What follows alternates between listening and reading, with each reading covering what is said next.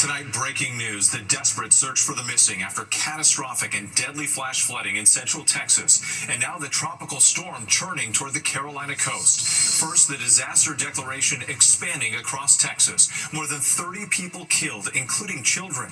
The number of missing still unclear, but at least 27 girls from a Christian camp are unaccounted for. The agonizing wait for parents and loved ones, homes, roads, and vehicles washed away in the raging floodwaters along the Guadalupe River. Helicopters, drones, and boats joining the multi-agency search and rescue efforts. Hundreds evacuated and rescued.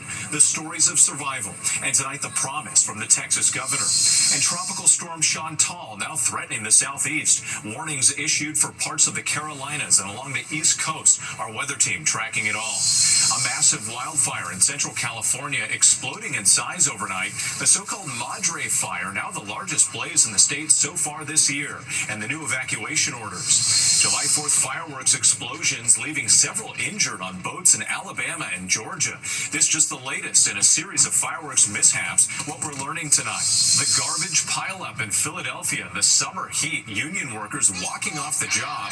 But negotiations resuming today as the strike enters a fifth day. The high stakes for both sides. An emotional goodbye for soccer star Diogo Jota. Family and teammates joined mourners as the Liverpool player was laid to rest in Portugal. A big showing by an American at Wimbledon, ousting the defending champ. And America strong tonight, life after a shark attack. Meet the inspiring athletes paying it forward. From ABC News World Headquarters in New York, this is World News Tonight. Good evening. Thanks for joining us on this Saturday. I'm Wick Johnson. We begin tonight with breaking news. The desperate search for the missing after catastrophic and deadly flash flooding in central Texas. More than 30 people are dead in Kerr County, including more than a dozen children, swept away in the fast-moving floodwaters. These new images showing the devastation and destruction at Camp Mystic, an all-girls Christian summer camp where dozens are still missing. But the total number of those unaccounted for is unclear. The floodwaters swiftly washing away homes and vehicles, leaving behind a trail of mud, debris, and heartbreak. In neighboring Travis County, flash flooding also turning deadly, with several still missing. The severe weather threat in Texas is not over yet, and now a new tropical storm, Chantal, taking aim at the southeast. Our weather team is standing by with the forecast, but first, ABC's Maria Villarreal leads us off tonight from Kerrville, Texas. Tonight, deadly flash flooding engulfing several parts of Texas. Authorities say over 30 killed. At least 2 deaths being linked to major flooding in Travis County overnight, and at least 10 are still missing. The San Gabriel River today also overflowing. Flash floods there prompting evacuations. And in Kerrville, just northwest of San Antonio, first responders continue to battle treacherous conditions as the death toll there rises to at least 32, 14 of them children. Authorities say they're going to have to move from rescue to recovery soon. What makes you feel like this has gone from rescue to potential recovery? Because there is a difference. We will eventually get to the recovery.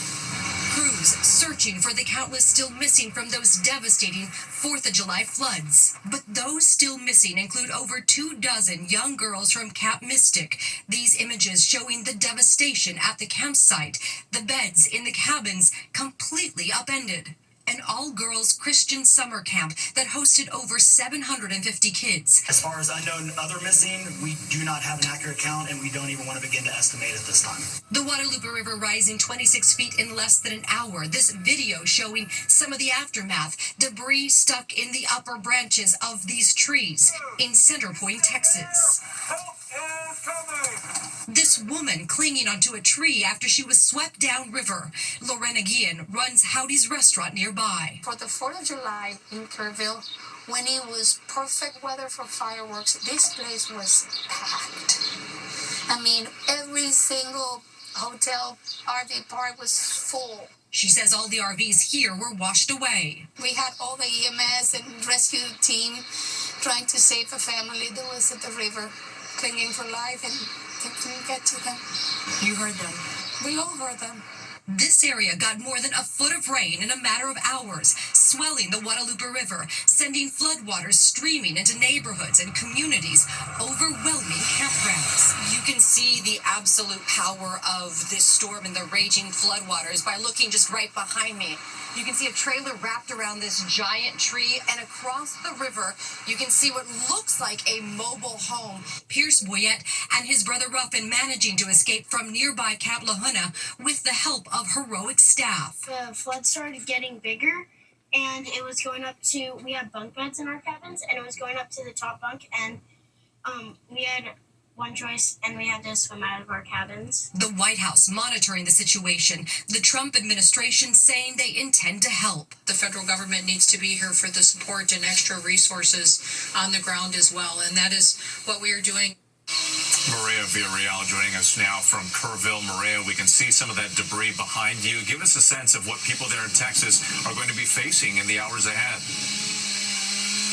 We know it as of right now. We do know the disaster declaration has been expanded for the state of Texas, adding 6 more new counties. The federal government also saying they're going to issue their own disaster declaration to help out as well. But as you just mentioned, this is all about the community. You can see right behind me, people are cleaning up. These are all volunteers doing whatever they can to pick up the debris, knowing that over the next few days, we're going to see more weather hitting this area. A long and difficult road ahead, Maria. Thank you. Let's get right to meteorologist Danny Beckstrom from our New York station WABC. And Danny, you're tracking both the flood emergency in Texas and the new tropical threat in the southeast. Yeah, well, we have the updated track for Tropical Storm Chantal, but we'll start first with the rain in central Texas because heavy rain continues to fall near Austin. I know that's not what we want to hear. This does wrap up tonight with the flash flood watches expiring around 10 p.m. local time. But for now, the flooding continues in parts of Travis County, Williamson County, and Burnett County. Now let's talk tropics as Tropical Storm Chantal crawls toward the coastline. Conditions will deteriorate tonight with landfall expected between about midnight and sunrise tomorrow morning. Heavy rain, gusty wind. We have tropical storm warnings in effect near the coast, including Myrtle Beach. Again, the heavy rain, 2 to 4 inches, can produce flash flooding. The gusty wind can cause problems as well. Continue to see the scattered showers and storms through Sunday morning in the Carolinas, but even as the remnants move inland, rough surf and rip currents will continue to impact the southeast coast through the remainder of the holiday weekend. Yeah, multiple threats we'll be watching. Danny Beckstrom, thank you. We appreciate it. And as we just noted there, Chantal is bringing the risk of dangerous rip currents to parts of the East Coast, coming as many are flocking to the beaches over the long holiday weekend. Some beaches advising people to stay out of the water. And several people were injured after fireworks exploded on a boat in Alabama during 4th of July celebrations. It's just the latest in a series of fireworks mishaps, some of them deadly. Here's ABC's Morgan Norwood. Tonight, as Tropical Storm Chantal gains strength off the southeast coast, parts of northeast Florida to the Outer Banks of North Carolina on alert for dangerous surf and life-threatening rip currents as millions flock to beaches over this July 4th holiday weekend. Watch as this lifeguard frantically swims out to help 2 surfers off Myrtle Beach caught in the chop.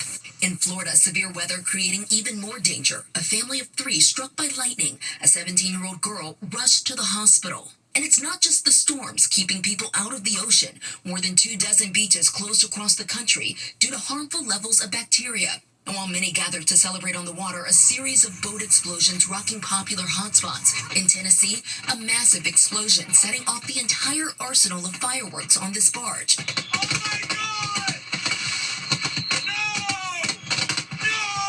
No! This pontoon boat on Alabama's Lake Martin exploding Friday during what officials say was an unpermitted fireworks display. 6 people rushed to the hospital. We're contacting an outside agency to assist with the injuries. It's going to be multiple injuries.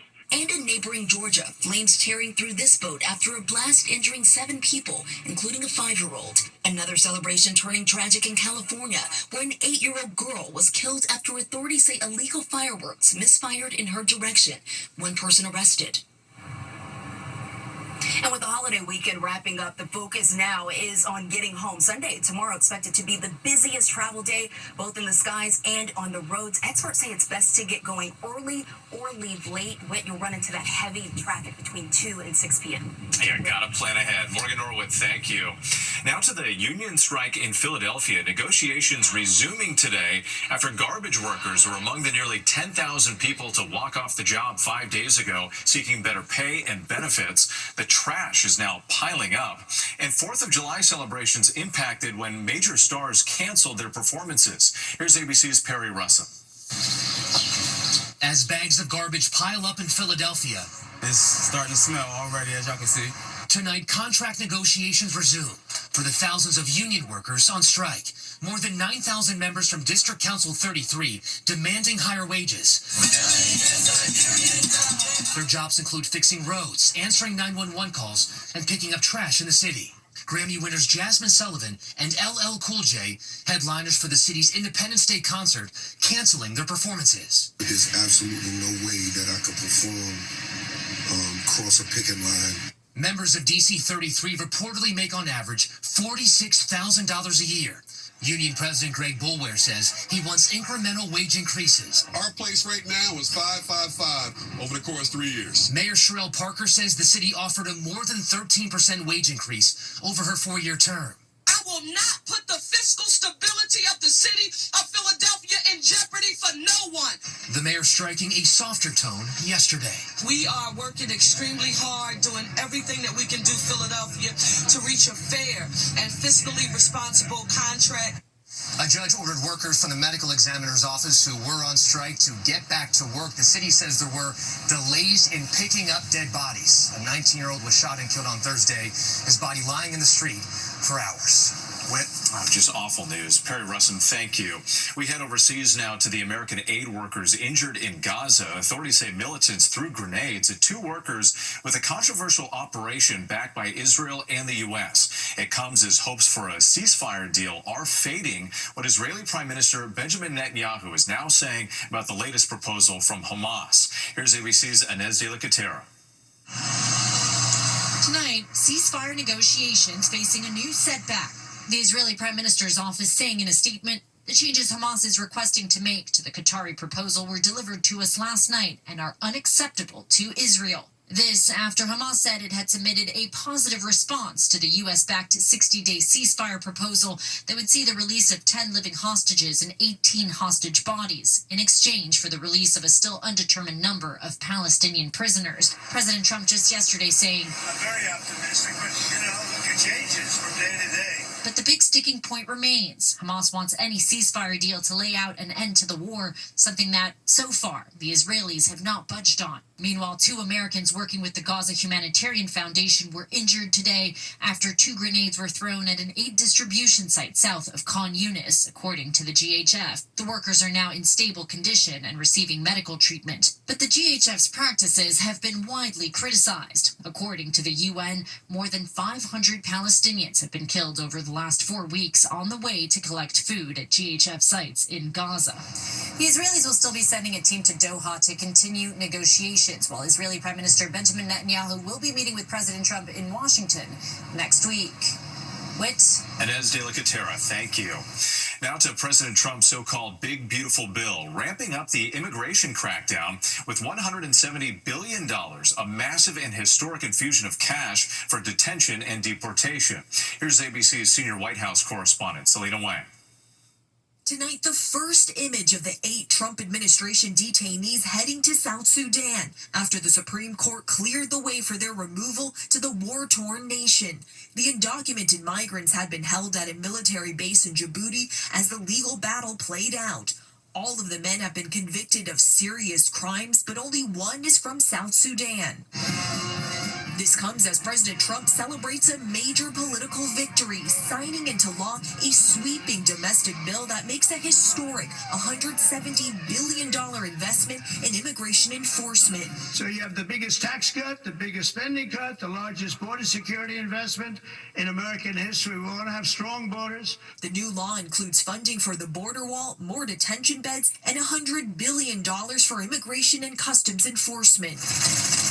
The administration promising more detention centers like this, dubbed Alligator Alcatraz by state and federal officials, opening this week in Florida. 200 Marines also sent to the state to help with immigration enforcement. We got to work with the farmers. But the president acknowledging the hardships for farmers who employ a large percentage of undocumented workers, floating the idea for allowing those migrants to stay in the U.S. If a farmer is willing to vouch for these people, in some way, Christy, I think we're going to have to just say that's going to be good, right? We don't want to do it where we take all of the workers off the farms. Despite Trump's repeated promises to protect farmers, immigration raids like this one on a strawberry field in California have continued. We wake up in fear, this farm worker says. Many are concerned that if they go to work, they won't ever come back. And with those immigration raids are putting cities across America on edge, especially in Los Angeles, where some of those July 4th celebrations were canceled. Fear is keeping many undocumented migrants inside, skipping school, work, even family gatherings, afraid of being swept up and detained. Whit? Selena Wang, our thanks to you tonight. Now to Wimbledon and the American knocking out the defending champ, Emma Navarro, taking down Barbara Krejcikova. Let's get right to ABC's Ashwin Singh. And Ashwin, the Americans having an impact. That's right, Whit. Another intense day of matchups here as Wimbledon wraps up its round 3. Only 4 Americans remain, though, as 34 seed Brandon Nakashima lost in a match that lasted over 5 hours. Ben Shelton's serve, though, was too much against Hungary's Marton Fucsovics as he beat him in straight sets. He now joins Taylor Fritz as the only American man to advance to the round of 16. The last time an American man has won Wimbledon was Pete Sampras back in 2000. On the women's side, American Emma Navarro came back after going down in the first set to defeat defending Wimbledon champion Barbara Krejcikova, who's playing through injury. Navarro now joins American Amanda Amenesova as the only American women to be in that round of 16. You can catch more Wimbledon action tomorrow morning at 6 a.m. right here on ABC, ESPN, and ESPN+. Whit? All right, we'll be watching. Ashwin, thank you. There's much more ahead on World News Tonight. This Saturday, an emotional farewell in Portugal. Teammates honor the soccer star Diogo Jota with a poignant tribute. And the fast-growing wildfire raging in California, effects now being felt 100 miles away. Next tonight, California's largest wildfire of the year exploding in size. The Madre Fire expanding to 79,000 acres in just 72 hours. The flames 10% contained, tearing through rural parts of Los Padres National Forest. Smoke drifting 100 miles south to the Los Angeles area, prompting air quality alerts. The fire's cause still undetermined. Today, friends and loved ones saying their final goodbyes to soccer star Diogo Jota. Teammates from Portugal's national team and his Liverpool club filing into a church near his hometown, one holding a wreath bearing the number 20 he wore in England's Premier League. Jota and his brother, Andre Silva, laid to rest 2 days after dying in a car crash in Spain. A former coach saying their spirit will be with them forever. When we come back here, remembering Julian McMahon, a former co-star, reflects on the actor's death. To the Index now, fellow actors remembering Julian McMahon. The Nip Tuck star died Wednesday in Florida after battling cancer. The Australian-born actor's first big U.S. TV role was in the series Charmed. Co-star Holly Marie Combs posting on social media, "I hope you find Our Lady friend and dance in those rose petals," a reference to late co-star Shannon Doherty, who died from cancer last July. Julian McMahon was 56. Still ahead, the shark attack survivors now turning pain into purpose. America Strong tonight, the shark attack survivors adapting, then uplifting. We first introduced you to J.J. Reeder Jr. nearly 3 years ago.